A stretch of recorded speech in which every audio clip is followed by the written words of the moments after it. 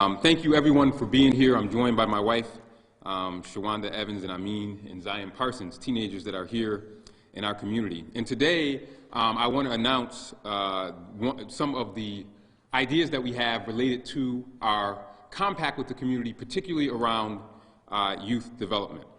The number 13,795 is an important number. Those are the residents that are between the ages of 15 and 19 in the city of Rochester. 48% of Rochester's youth under the age of 18 live in poverty, and we are third, as we know, overall among poverty in nations that are in the top 75 of the metropolitan area. A quick thumbnail sketch. 12% of students in the Rochester City School District recorded carrying a weapon in the last 30 days. 5% of students say that they've carried a gun in the last 12 months. 10% of students say they missed school in the last 30 days because they felt unsafe on their way to school. 14% of those students say they were teased, harassed, or attacked at school or on the way to school in the past 30 days. And 26% of students say they were in a physical fight at least once during the last 12 months.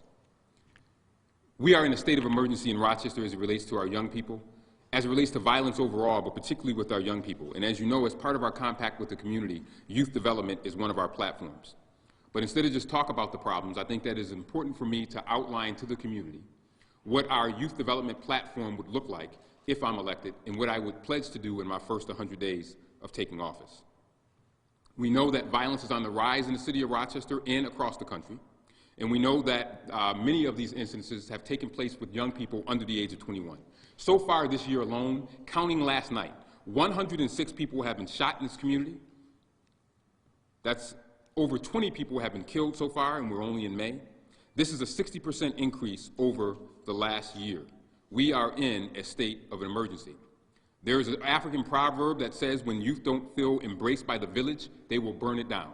I don't know about you, but I don't want our community to be burnt down. It is important that we put together our platform outlines specific proposals that will help stem this problem. This cannot be a issue where we take it from an interventionist approach. We must take it from a proactive, preventative approach. So that is why I am proposing one of the first initiatives that I will launch as mayor is our Youth to Work program. Youth to Work program in the first 100 days, and that will allow us to be able to create over 10,000 jobs for any young people in this community that wants one. My first job was when I was 14 years old. I was so busy working that I had so little time to get into trouble. So it is important that we find meaningful opportunities for our young people, and that starts with employment. This is important also because, as I mentioned earlier, we know what the poverty rate is. This also will stimulate our economy and allow young people to be able to contribute to their households. These two young men want to work, so we want to be able to put them to work, not just over the summer, but year-round, through private-public partnerships. It is an investment that we have to make in our young people, and I know that we can do it with the state, with the county, with the city, with philanthropic organizations and government. We can be able to create enough jobs that our young people will be able to be involved in meaningful work. Why is this important? In 2020, I believe Rochester Works had 1,996 applications for only 332 spots. So we know that there is a demand for our young people to be able to work. We have to be able to be preventative in our approach to violence. And one of the ways to do that is by making sure that young people are working and have a job. The second piece I want to touch on is expanding teen court. 25 years ago, I was one of the original teens to be involved with teen court. Teen court is probably one of the most progressive, innovative programs that we have in this community. However, we need it to expand and affect more young people. Not only does this allow us to humanize our children and not criminalize them, but it allows them to be able to pay for their mistakes, but also at the same time get valuable lessons in what it means to be a teen attorney, to what it means to be a juror, and to be able to interact with judges that can have a lasting impact on their life. One of those judges had a lasting impact on my life when he was a city court judge, went on to be a county court judge, and now he's a federal judge. Frank P. Geraci, who was a mentor of mine in teen court. Now, I didn't go into law. I went into banking instead. But those skills that I learned in that program were absolutely invaluable. But also, I was able to see many of my friends and peers who committed low-level crimes never commit a crime again. So often, young people, they start out with a low-level crime, and then it advances. Teen court allows these young people to be involved in the criminal justice system for the first time and hopefully the last time, and then they are being connected to something. They are being connected to community service. They are being connected to a job. They are being connected to counseling. We must expand this program tenfold, and it's time for the government to also support this program once again. The program began as a city program many years ago, and then it went to the private sector, and it is almost all funded by private dollars. It's time for us to look at bringing that program back. It is a new model. It is a model that aligns with crime, with sanctions versus the adult system that many of our young people go to, and we know that the recidivism rates of those that participate in teen court is extremely low. There's a lot of money coming into this community through the stimulus. We know that there is millions of dollars coming in not only to the city of Rochester, but the county and the school district. Many of those funds have to be spent by 2024. So between the private and public sector, we can find ways to be able to beef up these important programs. The third point of our youth development platform, youth to work, expanded teen court, and the third thing is mediation. I want every single young person in this community trained as a peer mediator. I was trained as a peer mediator in junior high school, and I was a mediator from 6th grade all the way up to 12th grade, and I still use those skills today. I even use them at home with my wife when we need a mediator. Those skills are absolutely invaluable. They are invaluable skills that pay it forward for our young people, and they allow us to not be able to see young people not get involved in petty disputes that sometimes escalate into gunplay or escalate into a fist fight that are happening far too regularly in our community. And there are many examples in this community of people that have gone through mediation. On my way in, I was talking to my good friend, Assemblymember Demond Meeks. Demond Meeks was trained as a peer mediator. He went on to become a labor negotiator for the 1199 union, and now he is a state assembly member. So we know what can happen when our young people are involved in programs such as peer mediation. We also want adults to also be involved in peer mediation, but if we can start young and disrupting this level of violence, this culture of violence that we have seen in our community by investing on the front end, with front-end investments, the long-term effect of our community will be better, and we will not have young people wanting to burn down our village or our community, as the African proverb says. We are in the Frederick Douglass Auditorium, and we know that he also said that it's easier to build strong children than repair broken men, and we'll add women to that as well. So we need to be able to ensure that we are building strong children with a comprehensive youth development strategy that will allow our young folks to thrive and just not survive in this community. It is an imperative if we're going to be able to have a strong city, and that is why I wanted to roll this out as my first plank in the compact with the community. And notice this says a compact with the community, not a compact with me. This is a compact with the community that we are rolling out to ensure that the community knows that we will always put their interests first, and one of the ways a community is judged by the way they treat their elderly and by the way they treat their young people. And right now, on that score, we are not doing well with the numbers that are there. So I look forward to discussing these proposals in more detail as the months go along, but more importantly, I look forward to implementing this proposal within my first 100 days. Hope is real in Rochester. Despite all of the challenges, despite all of the negative things that we have seen over the last year, I truly believe that hope is real in Rochester. And a man used to say to me all the time, he was a crossing guard when I was walking to number 12 school, he would say, Malik, we can go all the way to the top as long as you're not afraid. And I believe that we can go all the way to the top, Rochester, as long as we are not afraid of working on difficult issues, and understanding that the sky can be the limit. We will go all the way to the top. I'm not afraid, and I know that you aren't either, and I know that we will reach the top. So with that, I want to take any questions that you may have, and then I want to thank everyone for coming, and we'll keep the live feed rolling. Courtney, any questions? So the details of this week are where? They're on your website? Yep, and Patrick, where is he? Patrick, wave your hand. Patrick will get all the details out to you this afternoon on what I just outlined in the proposal. But for people watching, one of the things they may want to know is you talked about stimulus money, but it's a big topic of reallocating money from police. Mm-hmm. How does this work into the defund, reallocation, whatever phrase you want to use, to reapportioning money that goes to police? I think that this works into everything, not just police, not just stimulus. In order to make an impact, you're going to have money from all places to be able to fund something like this, right? And it's preventative, Patty. I think that the point that we have to make is that this is a front-end investment. So this is a preventative approach. So it's going to pay for itself because guess what? You're going to see less levels of incarceration. You're going to see more young people with what we call the 40 developmental assets, internal and external assets that they need in order to survive and thrive. So this is an investment that will need to be funded by regular city dollars. The county will have to be involved with this. We hope that the school district will get involved, as well as philanthropy. So for example, and this is just an example, if we want a company to hire a young person, we say, okay, public sector, we're going to pay them $15 an hour. Private sector, can you pay $8? In public sector, we pay $7. So you're going to need multiple parts of money. I mentioned stimulus because those funds need to be spent by 2024. That may be a possibility, but again, we don't know all the parameters around what stimulus money can be used for. I hope that it could be used for something like this.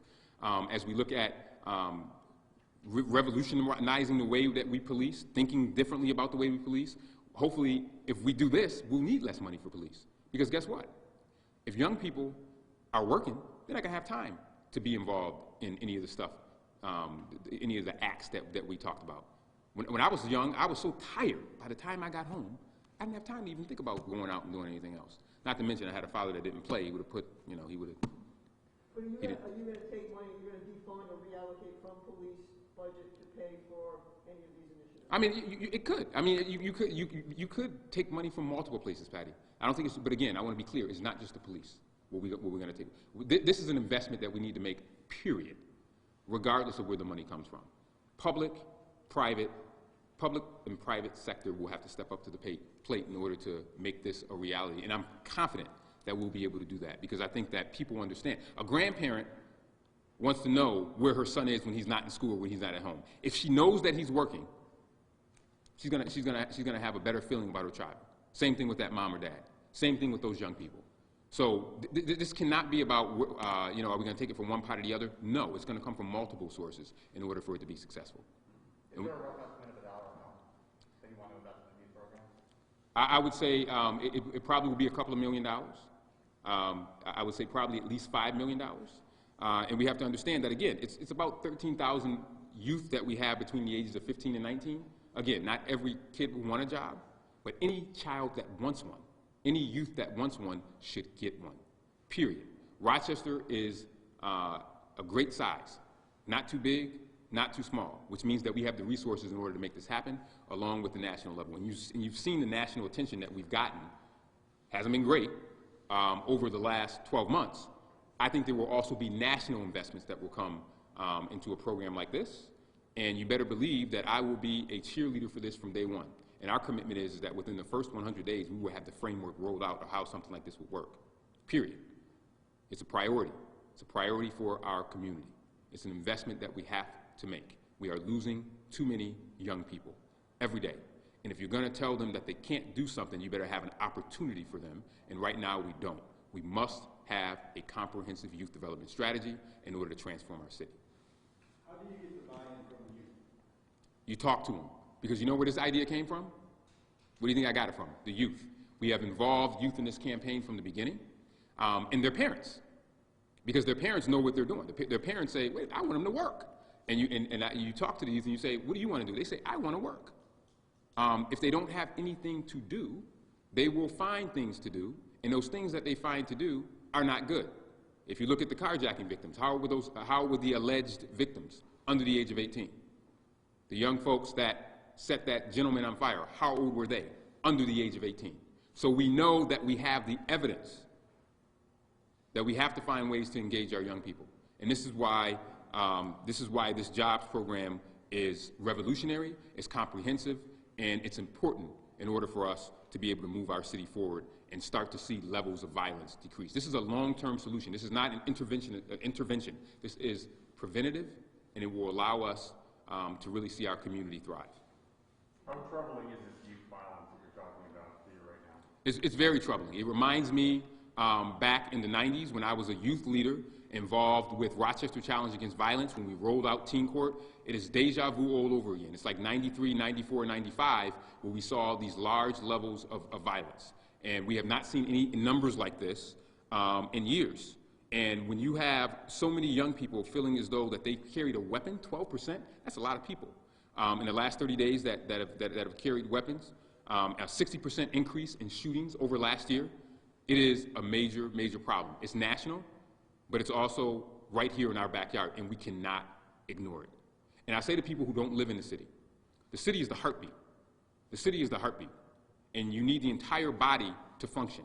If the heart is weak, we will be weak in Pittsburgh, you'll be weak in Webster, you'll be weak in Penfield, you'll be weak in Parma. So we have to focus on the heart right now, and the heart is in the city. So that's why this is so important. That's why this investment is really a drop in the bucket. But it's an investment that will pay dividends long term. And this will be our signature issue, one of our signature issues. As you know, we have 4 different areas of the platform. And this will be done with trust and transparency. If we don't meet our targets, the community's going to know about it, and they're going to know why. We're going to broadcast where we are with these numbers, and we're going to work to get buy-in. This will be a gargantuan task to undertake, but it's one that is absolutely critical because we can change lives. If he's being trained at a job, he's then going to be able to put that on a college resume, and then it's going to transfer to the work that he's going to be able to do when he grows old. I am where I am today because of because I had a job as a youth. Period. I wouldn't have been able to be where I am if that didn't happen. But to your question, it is extremely, extremely concerning, and we must make sure that we ameliorate it, that we change it immediately. You said that teen I'm sorry, hold on one second. Yes, and I'll come back to you, Patty. Some of these jobs I think would be a good fit for teens and the skills that they would be learning to help them set themselves up for success. Yep, and I think it's great. You just made a good point that I didn't say earlier. That also with these jobs, job training has to come with it, right? So nobody will get a job without the skills, the soft skills. How do you interview? How do you talk? Hey, if I say you can't work on Friday, you can't get mad and say, this is the way it's going to work. So that is very important because we know that youth are more successful with their jobs when they are paired with the training that comes along with it. So that is extremely important. Some of the jobs, I think some of them could be retail. I think some of them could be possibly talking with our trades, if we can do junior apprenticeship things to expose young people to some of those jobs. I think that it will run the cornucopia of things because I think that we will have to look at all industries and all sectors should be able to be there. Now, obviously, we want folks to work more hours in the summer, but during the school year, maybe 5 hours a week, right? Maybe 10 hours a week, but we want it year round. If they have that drive and desire to do that. If they have that drive and desire to do that. And the young people that have been involved with our campaign have told us that they have that drive and desire to do that. So all sectors, all places, all jobs. Patty, you had a question on teen court? I have a couple questions. So just to keep on the job thing, Bob Duffy at the Chamber, talk with him about this, I would imagine? Absolutely. We're rolling this out today, Patty. As we put meat on the bones, we will have to engage all sectors of the community in order to make this happen. So obviously, Rochester Works, the chambers, colleges, universities, philanthropic organizations, schools, everyone will have to be involved in this. This is why this campaign is called Building Bridges, because you have to build bridges to all of these sectors in order to make it happen. And I'm blessed to have had experience because the nature of my career in doing that.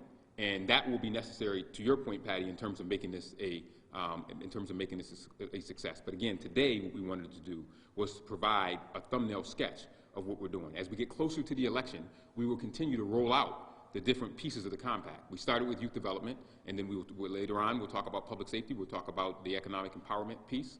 and trust and transparency. But today, because our young people are so important, and sometimes they're put last. I'm a preacher's kid, and they say the last will be first. So because our young people are sometimes put last, that's why we're rolling this one out first with our young people. Patty, you had something on the teen court? Yeah, but teen court, so that, you said that's now a more private? Well, teen court is currently, it was a city program. It's now currently at the Center for Youth. It's currently where it's housed, but it's almost all private money that funds it. The public sector has not participated in that. That has to change in order to scale this program up. So we need to continue to have the private sector, but we also must have the public sector. That is one of the most impactful programs that I've ever seen. Explain that a little bit. You think of, like drug court or court or veterans court, where there's kind of a diversion thing. It doesn't sound like that with teen court. No, teen court is a diversion thing. Remember. What would teen court look like? No, teen court, it's not what would it look like, Patty, it's what it already is. Right. So for example, if I get charged with a misdemeanor as a child, as a youth, I then go to teen court and I am sentenced there. And instead of me having a record, it is expunged, but then I am turned away loose to community service, to job training, to counseling, to all of those things. So we want to scale that up. We want to scale that up so that way more young people can participate in it, and more people can be involved in it, but that will take money. That will take resources. So that's what we want to do. So yeah, you're right. Teen court is like the drug court, veterans court, and all those things, but it's geared towards teens. Teen court, the idea is that their first iteration with the criminal justice system, we want it to be their last if they're being charged. But remember, it's an adult-youth partnership. The adults train the students how to be jurors, how to be attorneys, because it's young people doing it, and then the judges are responsible for running the court, and it acts just like a regular court. It is a regular court, but it's for low-level charges that young people get involved in. So we don't want to criminalize a young person if they, are graffitiing or doing something like that. Don't graffiti, but that's an example. Yes. I know you mentioned getting the school district involved in this, and do you see this as a chance to maybe reform our education, give these kids skills that are more practical for when they go? Absolutely, absolutely. Because for so many young people, they are not thinking about education and some of the things that are important in school if they are dealing with what I outlined in terms of statistics, right? So this is absolutely practical, and the data shows. This isn't a Malik Evans quote. That you can look at this across the board. The data shows that when young people have jobs, they do better in school. Why is that? They're motivated. They're motivated. They know that they will be able to have something. So we have jobs programs in the community now, right? We have young people, but it's not big enough, not large enough for enough of the folks who need to be able to have access to that. And we want to be able to do that. But I think it is a way, because we can include this in as a part of school, right? So it's absolutely an opportunity to be able to do that for our young people. And I want to add the mediation piece too, which I think is extremely important, because I believe that when you have young people that are trained in how to de-escalate a situation or how to mediate between people, which is what I was trained in, it is absolutely critical for them to be able to do that. I mean, from all your, go back to your school board days a little bit now. So there's a lot the gray hair, Patty, the gray hair is from the school board days. College and career ready. Yep. But it seems from the people that I've talked to in the spirit and what I've seen is that the emphasis has really been on college ready. How would you work with the school board to bring back, more trades in school to make so a young person comes out and they can be a carpenter, they can be a plumber, they can be an electrician. Yep. They have that already made. Yeah. And college isn't for everybody. Absolutely. Careers is for everybody. How can we shift that with everything the school district is going through for achievement to make trades equally in achievement? Absolutely. Great question. Great question. First off, if you remember, one of the craziest things New York State did was they transformed Edison. Edison was a top-notch school. You could get a trade. You could do that. And they said, no, everybody has to have a Regents exam. And that happened just as I was graduating from high school, getting ready to come on the school board. Crazy idea, right? And now we're saying, wait a minute, career. We got to be able to do the careers. I think that we have some of the best trades in Rochester. I'm blessed to be endorsed by just about every trade in Rochester. But that is absolutely critical to me in terms of re-engaging the trades with our schools. We absolutely have to do that. If you're an engineer, if you're an engineer if you're an operating engineer, the amount of money that you make as an operating engineer, look it up. Absolutely amazing. If you're a member of that union. If you're an electrician, the amount of money that you can make and the skills that you get, absolutely amazing. So how do we expose young people to those types of jobs early on so they can see it as a career? Because you are right. Not everyone's going to go to college. And remember, only about 30% of the country goes to college. Most people don't go to college in America. But we tend to think that everyone does because most people that go to college are around other people that went to college, right? Their brother or sister might have gone, their parents might have went, so they have this assumption that everyone goes, but that's not the case. So that is why, Patty, your point is absolutely, your question is absolutely, totally head on and important, that we have to make sure that we expose young people to what the different trades are, and then make sure that we do that early on. I'm not in favor of pushing a kid to a particular way, but exposure is important. It's similar to home ownership, right? Not everyone wants to own a home, but if they want to, they should have the opportunity. Not everyone's going to go to college, but if they want to, they should have the opportunity. Not everyone may want to be a plumber, but if they want to, they should have the opportunity to see what it means to be a plumber. So programs like that are extremely important. I'm a big fan of the MAP program, which is for older folks, but that program is an example of the soft skills and the trades that you get. That is a very important program that we also have to make sure that we invest in. Any other preguntas, questions? All right, thank you everyone so much for coming. Patrick will get out the details of what we outlined here to all of you today, and we will continue to roll out the different pieces of the compact with the community as the weeks go ahead. We are very, very excited about this campaign. We feel really good, and we want to thank you all for coming today, and I want to thank my wife Shawanda and Amin and Zion. Miss Simmons, Miss Mercedes Simmons just walked in. I want to thank her for also being here. I want to thank everyone for being here. Thank you so much. Just before we go, can we get the names of the gentlemen and why they're here, why you wanted to come? Yeah, sure. If you want to talk to them afterwards, that's perfect. All right. Thank you so much, everybody.